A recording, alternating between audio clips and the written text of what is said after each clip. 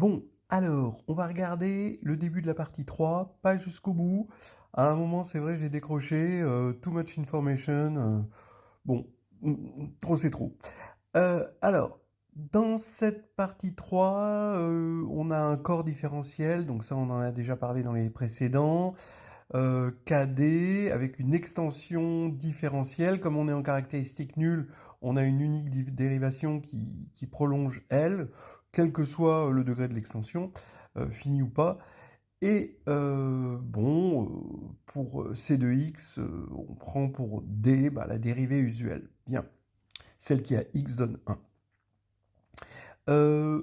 On a une extension logarithmique si elle est engendrée sur K par V, telle que D de V est égal à D de U sur U pour un U dans K étoile. Et exponentielle si D de V égale D de U fois V cette fois-ci. Hein, bon, c'est un peu normal si on connaît la dérivée de l'exponentielle et la dérivée du logarithme. Bien. Et on va faire une tour d'extension différentielle, comme ça, où tantôt on pourra prendre des extensions exponentielles, logarithmiques, donc comme tout à l'heure, mais aussi des extensions finies, tout simplement, qui sont ni logarithmiques ni exponentielles, mais juste finies. Et ça s'appellera une extension élémentaire, quand on atteindra, elle, avec une, une tour de corps de ce type. Bon, voilà, bon, pas grand-chose à raconter après. J'aime bien le 3-1. Franchement, je me suis régalé sur le 3-1. C'est un petit peu pour ça que je continue sur le 3, là, parce que là, il y a des choses assez jolies. Donc, la question 29. Donc, on est sur une extension différentielle. V est dans L étoile, hein, donc dans l'extension. Et on suppose que V est une exponentielle d'un élément U de K. Et il faut démontrer que si V est algébrique sur K, donc vous voyez, bon, on peut être dans un monde, bon, vous voyez, exponentielle de 1 n'est pas algébrique, vous voyez, sur Q, mais ça on le sait. Bon, mais on peut imaginer un monde où on a trouvé une dérivation sur K, on a un corps K, une dérivation avec une exponentielle qui est algébrique sur K, bon, why not? Même sur Q, hein, pourquoi pas. Et si n est égal au degré de mu v, puisque v est algébrique, il possède un polynôme minimal, et puis n est son degré, alors on a n d de u mu v égale d de u x mu v prime plus mu v d. Alors je vous rappelle, mu v', c'est juste la dérivée du polynôme, la dérivée usuelle du polynôme mu v. Mu vd, c'est une autre dérivée, là, cette fois-ci, où on dérive les coefficients terme à terme. Et donc, il faut montrer ça. Et il faut en déduire que Vn est un élément de K. Alors, pour montrer cette égalité-là, qu'est-ce qu'on fait?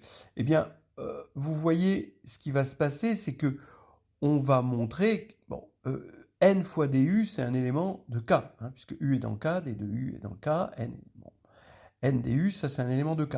Donc, bon, on voit bien ce qu'il faut faire. Faut montrer que le polynôme de droite annule V, et qu'il est de même degré que mu V. Si on arrive à montrer ça, eh ben, le polynôme de droite sera proportionnel au polynôme de gauche, et la constante de proportionnalité sera exactement le plus haut degré, quoi, de mu prime v. Parce que ici, x mu prime v, eh bien, il est de degré exactement n. D'accord? Bien sûr. On est en caractéristique nulle.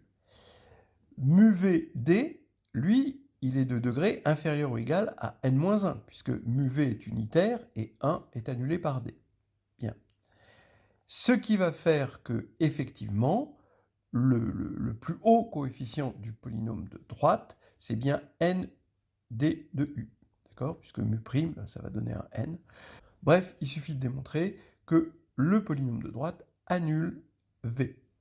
C'est-à-dire que d de u fois v, mu' de v plus mu VD de V égale 0. Mais ça, c'est simple, parce que D de U fois V, c'est D de V, d'après les notations qui précèdent ici, puisqu'on a une exponentielle. Hein. Donc D de U fois V, c'est D de V, voilà. Et on a vu précédemment cette égalité, on s'en est bien servi, celle-ci, que ça faisait 0, hein, quand ici, sachant que Q de X, c'est Q de U, c'est D de U. Bon, Q de V, plutôt, c'est D de V. Donc, c'est bon, on a ceci. Et maintenant, en déduire que Vn est un élément de K, bah ça, c'est donné par l'indication un petit peu. On va regarder en degré 0, voilà ce qui se passe. On regarde l'égalité en degré 0. Alors ici, il n'y a rien en degré 0. Hein. Quand j'évalue en 0, en fait, ça fait 0. Donc, si j'appelle A0 le terme constant de mu V, ça fait n d de U A0 est égal à d de A0, par définition. Et ça, de façon magique, ça fait que Vn sur A0 est de dérivée nulle. V puissance n, voilà. Sur A0 est de dérivée nulle. Et donc ça veut dire que V puissance n sur A0 est dans K constante, c'est-à-dire dans K en particulier. Donc ça, c'est depuis le début que les gens qui savent que D annule, c'est uniquement les éléments de K. Ça, c'est dans le contrat. Et donc, ça fait que Vn sur A0 eh bien, est dans K, donc Vn est dans K. Alors ça, c'est quand même un bon frisson, hein, d'accord, du problème, j'aime bien. Hein, voilà. Dès que V est une exponentielle sur K, si V est algébrique, alors V puissance n est un élément de K. Très joli. La réciproque, elle est évidente. Si V puissance n est un élément de K, alors V est algébrique sur K, oui, puisque c'est annulé par un polynôme à coefficient dans K, x puissance n moins l'élément de K en question. Bien. Et le 30, joli aussi. Dans cette question, on se place dans le cas K égale C de T, muni de sa dérivation usuelle. Bon, on ne peut pas avoir de S', disons, dans C de T, tel que S' égale à R' sur R, avec S dans C de T, attention, hein, sauf si R est constante. Voilà, c'est ce qu'on nous demande. Oui, si R n'est pas constante, ça va être une fraction avec un 1 sur... comme on est sur C, hein, ça va être une somme de alpha i sur x moins lambda i. Et évidemment, on ne peut pas intégrer ça. On est forcé d'avoir des exponentielles pour ça. Donc S ne peut pas être dans C de T. Le truc, c'est juste de dire que si S était dans C de T et n'était pas dans C, alors les pôles de S' seraient doubles, alors que les pôles de R' sur R sont simples. Alors du coup, on en déduit la B, parce que donc on a S dans C de T, mais qui n'est pas dans C. On prend une exponentielle de S. Il faut montrer qu'elle est transcendante sur C de T. Oui, parce que si elle n'était pas transcendante, elle serait algébrique. Si elle était algébrique, on a une puissance n qui serait dans le corps de base. Donc, exponentielle de ns serait égale à un r, d'accord, qui forcément serait dans C de T moins C. Bon, il peut pas être dans C. Et donc, en dérivant, je vais avoir que S', en dérivant, va être égal, il va y avoir un n qui va se balader, donc va être égal à R' sur NR. Donc, quitte à diviser S par n, on va avoir cette égalité-là. Et donc, c'est bon. voilà quoi, c'est pas possible. D'après le petit a. C'est vraiment joli, ça, c'est la partie qui m'a fait le plus plaisir hein, dans toute l'épreuve ici. Voilà. Et je voulais en arriver là, en fait. Hein. Et donc, on attaquait la question 31. C'est l'analogue, finalement, de la question 29a, mais l'analogue additif. On va reprendre pour cela, donc l'énoncé est simple, hein, c'est V, c'est le logarithme d'un élément de U, d'un élément U de K étoile, pardon, et il faut montrer que si V est algébrique sur K, alors cette fois-ci, V appartient à K. C'est pas V puissance n, mais en fait, c'est parce que ça va être la version additive, et là, c'était la version multiplicative. Hein. Donc, qu'est-ce qu'on prend? On va reprendre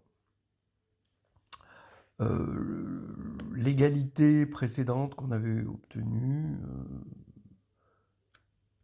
là ici, sur le polynôme qui était nul, voilà, avec de l'appliquer sur V, d'accord? Donc ce truc-là, on l'applique sur V et c'est nul. On regarde cette égalité nulle en tant que polynôme, hein, c'est ce qu'on avait déjà dit, et on regarde le terme en x puissance n-1, et en disant que V, c'est le logarithme, d'accord? Donc dV, c'est égal à du sur U.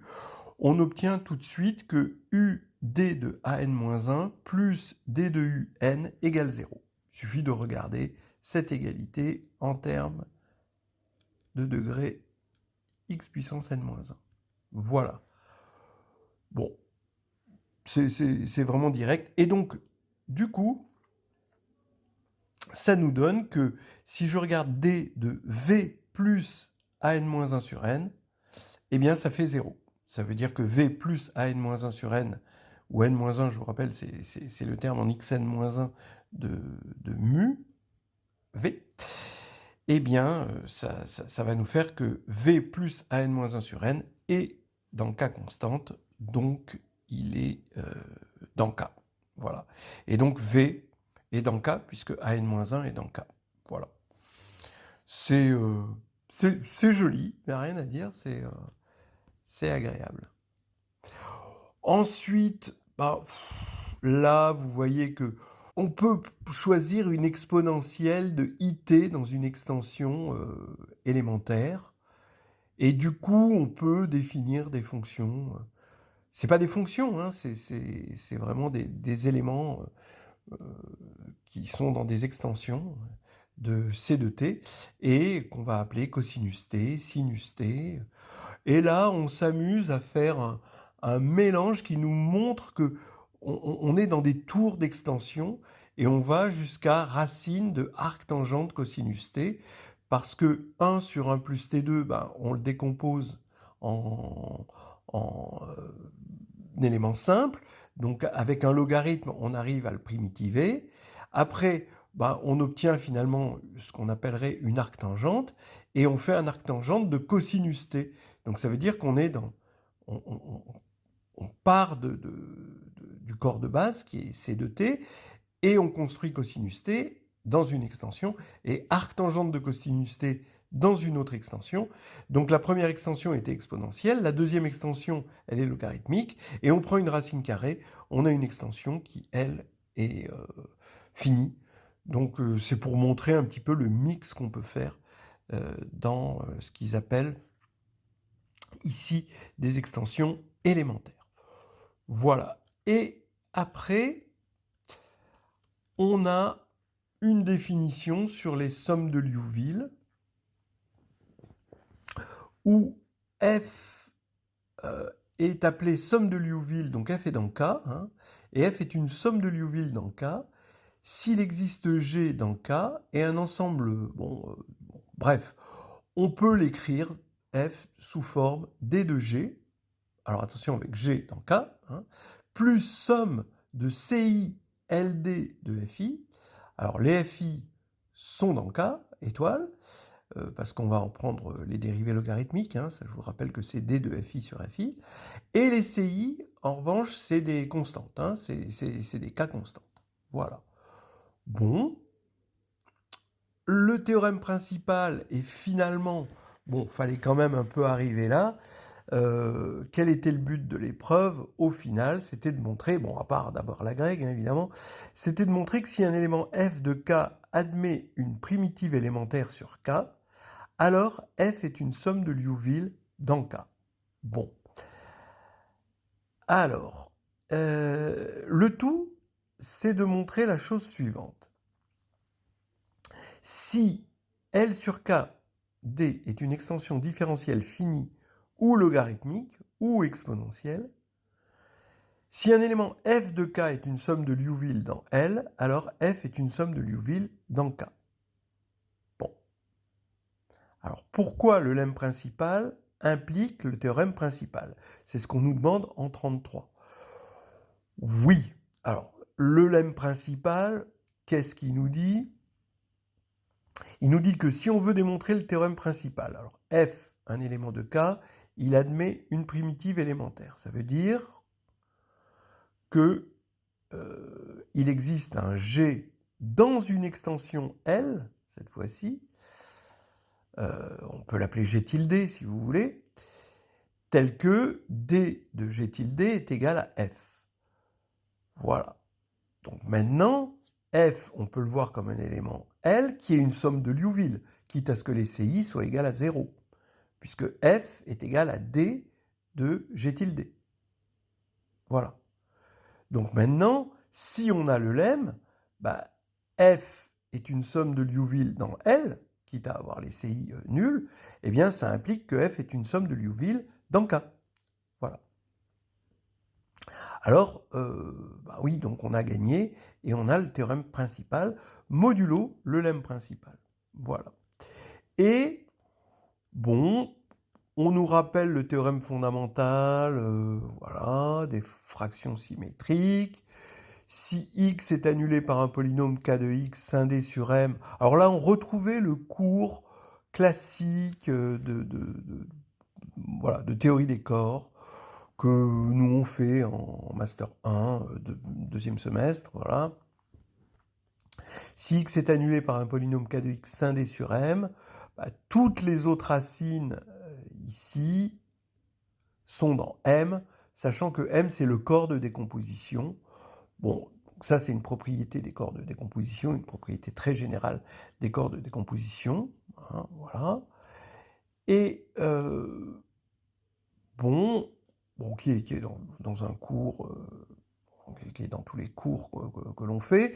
On a ici Dedekind, les théorèmes de Dedekind, c'est-à-dire que toutes ces racines-là, on les retrouve comme images de x par des automorphismes de k de x dans un corps de décomposition. Bon, ça, c'est encore quelque chose de classique que je ne fais pas parce que vous pouvez le trouver dans tous les cours de théorie des corps. Et ici, donc ça, c'est vraiment les théorèmes de Dedekind. Et ici, bon, bah, que la trace de m sur k d'un élément x, c'est la somme de toutes ces racines-là. Voilà. Et la norme, c'est le produit de toutes ces racines. Bon, encore quelque chose d'assez classique.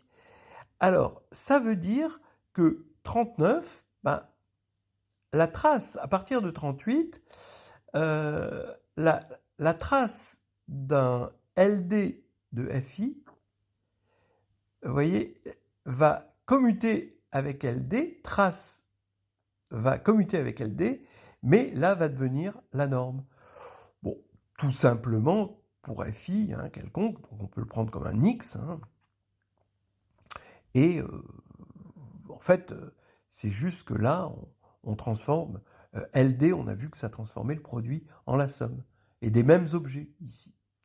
Voilà.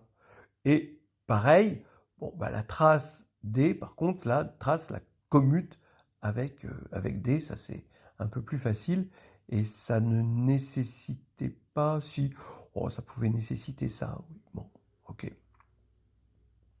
Du coup, on terminait avec F est une somme de Liouville dans K. Pourquoi? Parce que quand on part de la définition de la somme de Liouville, ici, on n'a plus qu'à prendre la trace, Comme M est une extension finie, ici la trace de F, ça va faire N fois F, un certain N fois F, puisque F est dans le cas. Et à droite, quand on va prendre la trace, avec les commutations de la trace avec D et la commutation qu'on a vue de la trace avec LD, on va obtenir des éléments qui sont bien dans le cas, puisque c'est des traces de G ici va être dans le cas, et là c'est pas la trace de FI, ça va être la norme de FI, la norme de FI va être dans le cas. Donc on aura démontré, dans le cas fini, que F est une somme de Liouville dans le cas. Voilà. Voilà. Ensuite, le 3-4, j'avoue, j'ai bloqué au 44 le sinon avec indication. Ici, si quelqu'un peut me dire comment il a fait, je suis preneur. Et ensuite, après, j'ai fait 50, c'est à peu près, alors c'est les applications, c'est vraiment joli. 50, ça vient c'est à peu près les mêmes techniques que ce qu'on a vu en 3.1. Et ensuite, en appliquant pour x égale exponentielle de g, eh ben, on obtenait 51, qui donne une condition pour que f exponentielle de g possède une primitive dans C de t exponentielle de g, où f c'est dans C de t, g dans C de t moins c. Et voilà la condition. Ça, c'était assez joli. Voilà, je vais m'arrêter là, je pense que j'en ai assez dit, je pense que j'en ai même rasé certains, désolé. Allez, au revoir et merci d'avoir tenu jusqu'au bout.